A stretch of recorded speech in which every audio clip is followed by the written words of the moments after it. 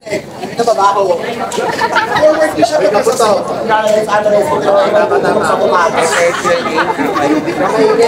The question is, how would you promote diversity and inclusion within your community? Again, how would you promote diversity and inclusion within your community? Wow. Thank you so much for the very wonderful question. You know what, ladies and gentlemen? LGBT community here in our country, which is the Philippines, is not totally accepted. We are just tolerated. And how can I promote diversity and inclusion within our community? Simple. I will start it by myself, to respect myself, and to respect one another. Bakit?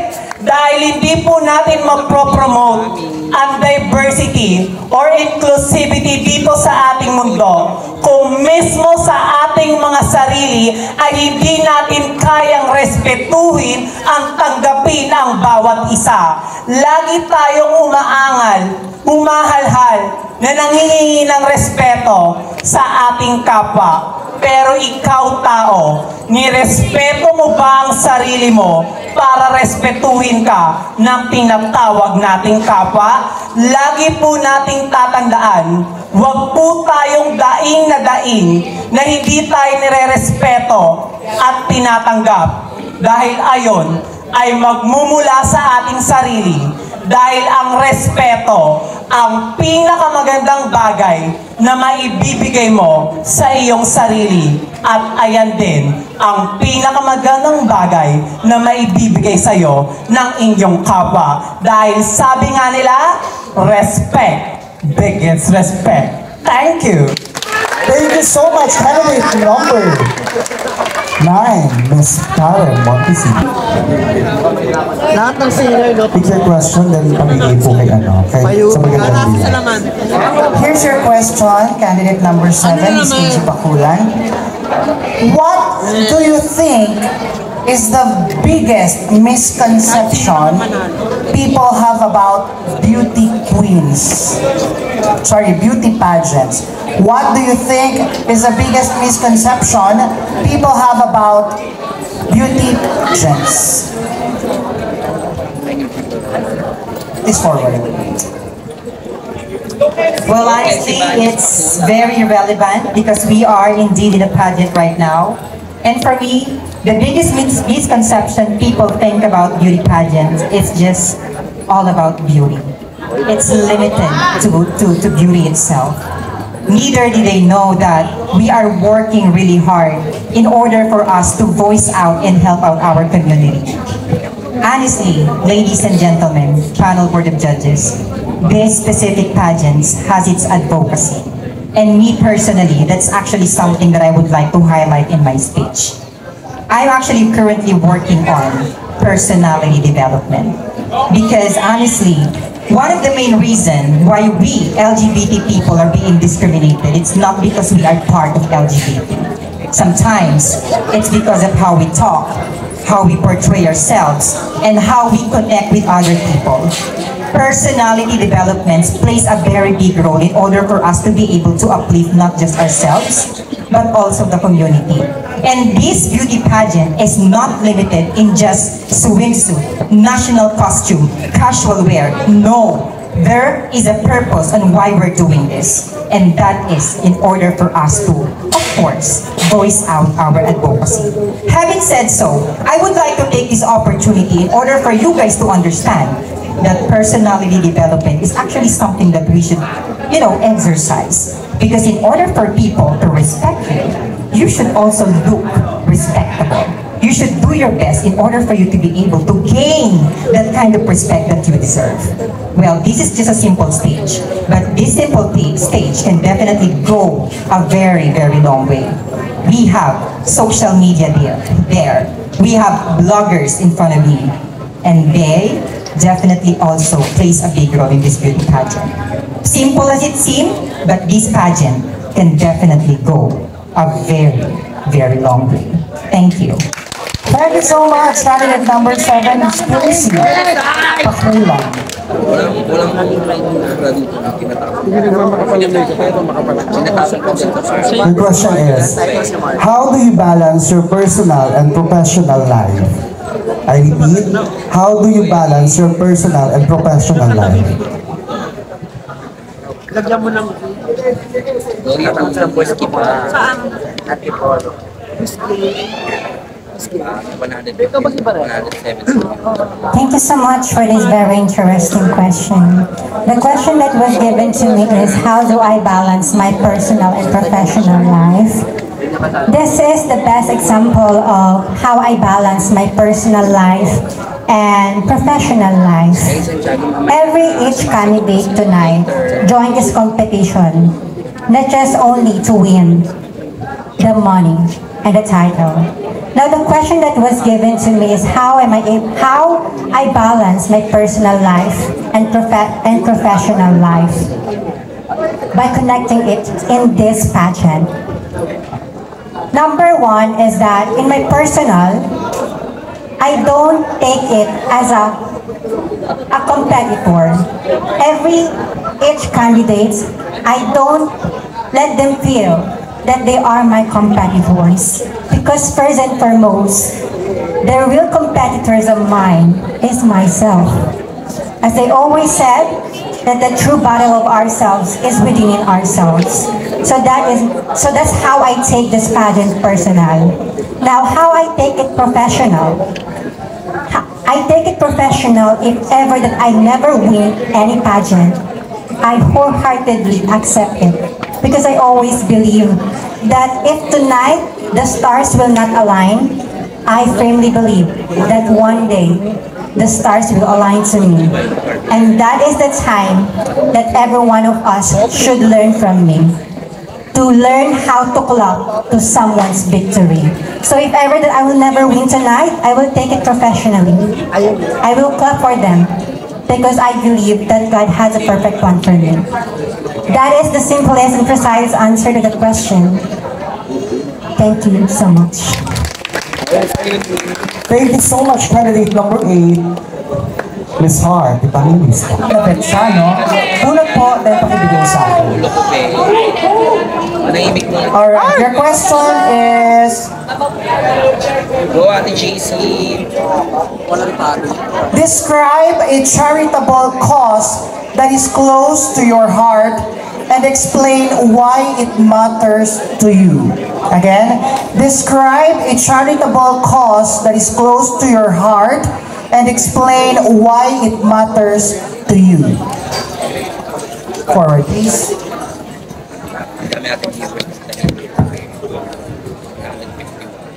As part of the national competition of Queen of the Philippines in Cebu City, they adopted a charitable institution for the Golden Ages, home for the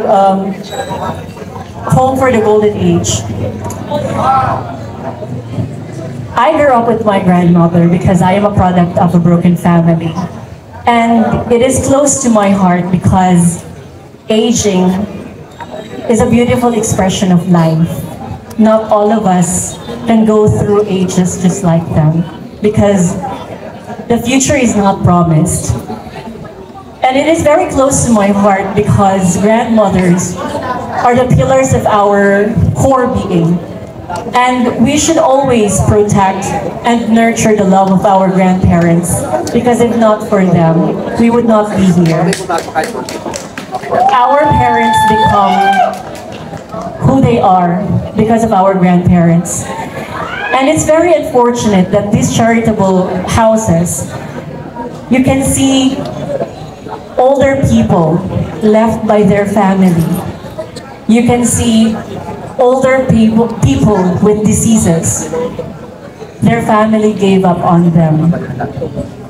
I am just very sad to see those grandparents and elder people that has a chance in life if only their family embraced them fully.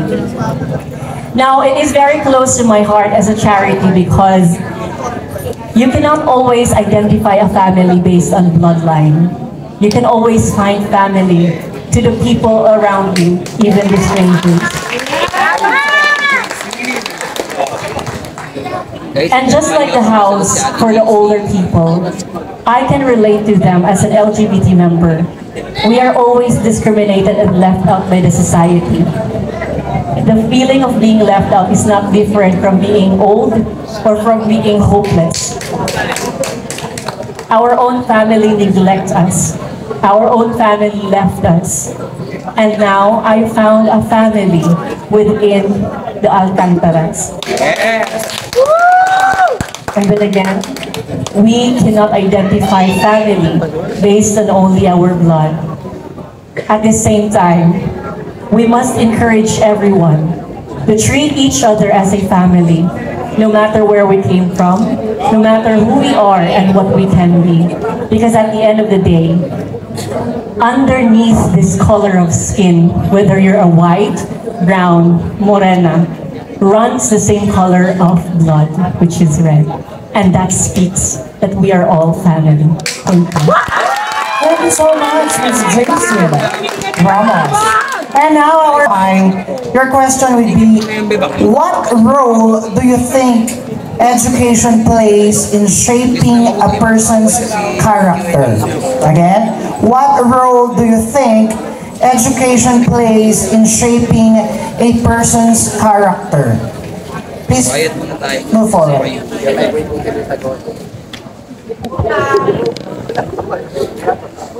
Education is something very close to my heart, as my late mother used to be a special education teacher in St. Joseph's College.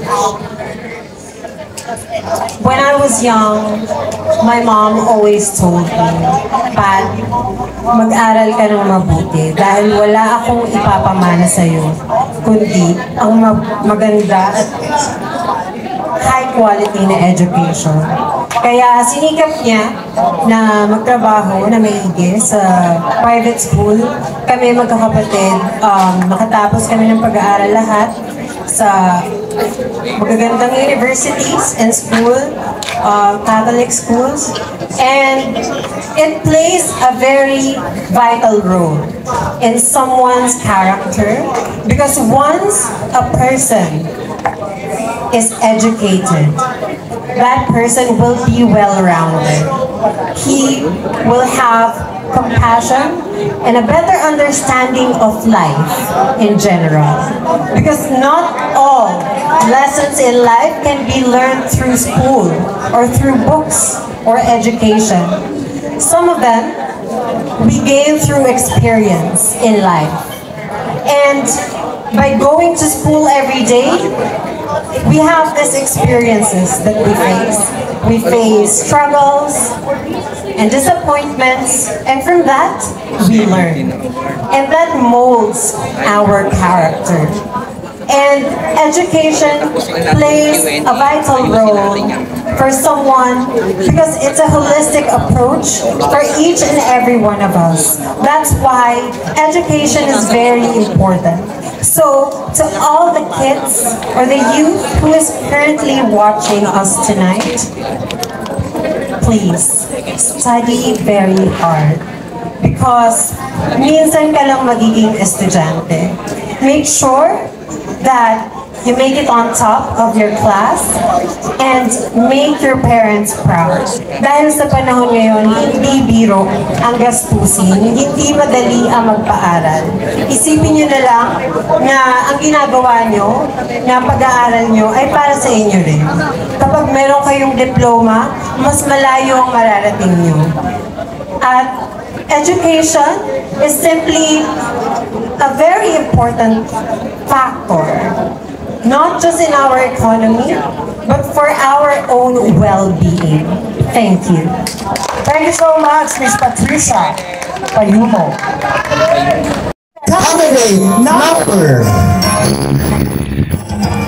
Candidate number 8, Miss Liz Aquino. Pag-round beat mo ako.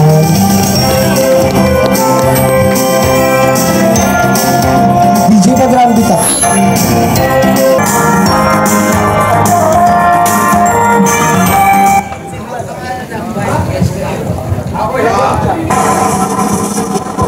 Tapos na po, DJ. Mamaya naman. Ano dito? Sabi ba? Saan ka bugis to? Our third runner to be awarded by as Chairman Joseph Gadon to receive 5,000 pesos sash and a bouquet of flowers. Garnered an average score of 81.72%. The runner-up is none other than candidate number 9, Miss Karen Montesilio.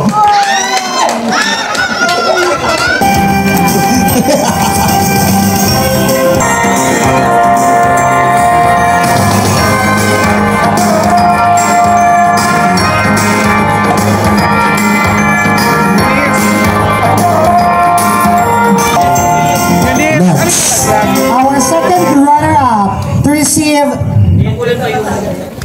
10,000 pesos. to be awarded by Bea Geranico with the crown, With the crown, 10,000 pesos. flowers, and sash. Our second runner-up. It's none other than candidate number 12, Miss Jason Ramos.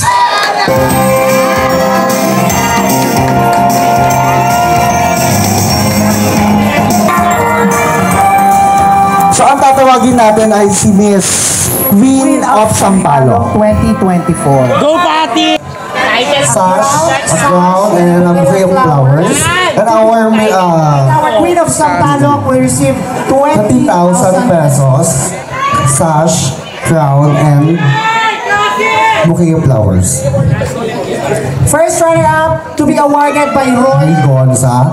And our Queen of Sampaloc to be awarded by Madam Rowena Cristobal. and Nicole Rodriguez. Okay. Alright! So ang tatawagin po natin is Queen of Yung Sampaloc. title ang tatawagin natin. So automatically, yung hindi matatawag siya ang ating first runner-up. Okay. Alright! Our Queen Of Sampaloc! 2024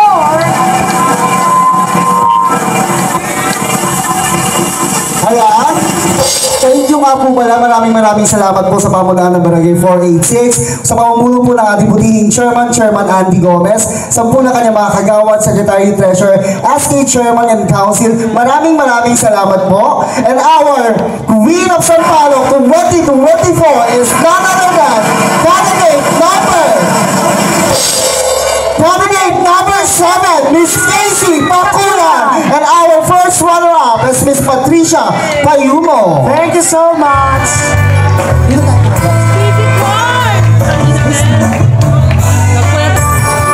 Worth it.